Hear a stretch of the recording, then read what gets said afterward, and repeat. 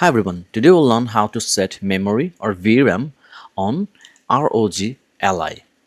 Okay, so right now it is set as 6 gigabytes, that's why we have 10 gigabytes of RAM. I mean 9.7, but you know what I'm saying. Okay, so let's check the Armoury crate.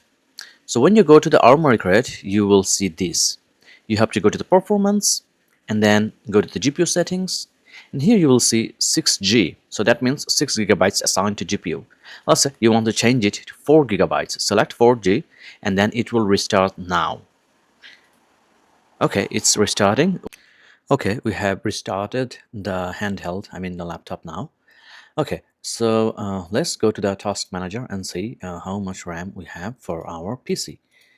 So you'll see like it's now 12 gigabytes. So let's go to the Armoury crate and then go to the performance, then go to the GPU settings. You'll see it's 4 gigabytes.